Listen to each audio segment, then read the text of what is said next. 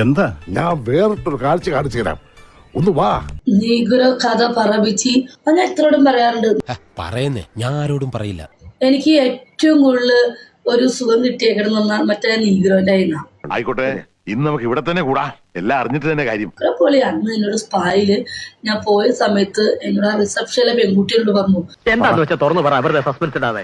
ആരാണ് എന്താണെന്നൊന്നും അറിയത്തില്ല, അപ്പൊ അതുകൊണ്ട് ഒന്ന് മസാജ് ചെയ്ത് ഒന്ന് തടവി കൊടുത്ത് മൊറോക്കോ ബാത്ത് ചെയ്ത് കൊടുത്താൽ മതി. ഇന്ന് ഞാൻ അയാളെ മസാജും മൊറോക്കോ അതൊക്കെ ചെയ്തു. അതെ, പക്ഷെ സാധനം പൊളി കേട്ടോ.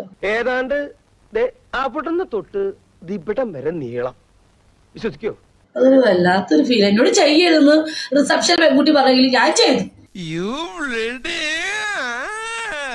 പിന്നെ ഇത്ര സാധനം കണ്ടിട്ട് നമുക്ക് നിൽക്കാൻ പറ്റുമോ? ഇവള് പറഞ്ഞതിലും കാര്യമുണ്ട്. പെണ്ണിന്റെ മനസ്സ് പെണ്ണിനല്ലേ അറിയാവൂ. അത്ര പെണ്ണിനൊക്കെ നമ്മുടെ കണ്ണിൽ കാണുമ്പോ അത് നീക്കണം. വെളിയിൽ നിന്നുള്ള അണ്ടിയുടെ വരവോടെ നമ്മുടെ അണ്ടിക്ക് മാർക്കറ്റില്ലാണ്ടായി പോയി. നമ്മളെങ്ങനെ പിടിച്ച് നിൽക്കുക? എനിക്കെന്തോ പോലെ. എന്നോട് ചെയ്യരുത്, ചെയ്തുകൊണ്ട് എനിക്ക് 500 ദിർഹംസ് കിട്ടി. ഞാൻ വിചാരിച്ച പോലല്ല, സ്വാമിക്ക് ബുദ്ധിയുണ്ട്. ആദ്യത്തെ അനുഭവമാണ്. ഫസ്റ്റ് സ്പായിൽ കയറി ഫസ്റ്റ് കിട്ടിയതും നീക്കണം. എന്റെ കയ്യിൽ എങ്ങനെ ആയിരിക്കണം? മിനിമം ഒരു 500 ഡൈവോഴ്സ് കഴിഞ്ഞ് പിറ്റേ ദിവസം പെറ്റണിട്ടാണ്. അന്നുണ്ടായ ഫീല് ഒരു ശീല ചുമ്മാ സത്യം. നക്കിത്തര. അശ്ശേ, നിനക്ക് നാണല്ലേ ഇങ്ങനെയൊക്കെ ചോദിക്കാൻ? എനിക്ക് താല്പര്യമില്ല. വല്ല കാര്യമുണ്ടോ? എന്തിനാണ് ഇങ്ങനെ ഇല്ലാന്ന് നടക്കണേ? എനിക്ക് ഇഷ്ടപ്പെട്ട ആള് ചെയ്താൽ മാത്രം ഓക്കെ. നീ ഒക്കെ ഊതറ പൊട വേട്ടാളിയോ?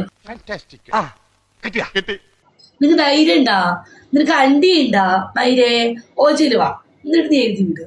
തങ്കക്കുടവേ, നമ്മൾ ഈ നാണം കേട്ടല്ലോ. നിനക്ക് ആമ്പയറുണ്ടെങ്കിൽ മൈര കയറി വന്നിട്ട് ഗസ്റ്റ് കയറിട്ട് എന്നോട് സംസാരിക്കുകയും ഉണ്ടോ? ഇല്ലെങ്കിൽ നിന്റെ നല്ല വരും. തന്റെ ഈ പെണ്ണുങ്ങളെ കാണുമ്പോൾ ഉള്ള പരവേശവും പരാക്രമം ഉണ്ടല്ലോ, അത് ഇന്നോട് അവസാനിപ്പിച്ചോണം. ഇല്ലെങ്കിൽ കൂടും കുടുക്കെടുത്ത് ഞാൻ കോടമാകത്തോട് പറഞ്ഞേക്കും.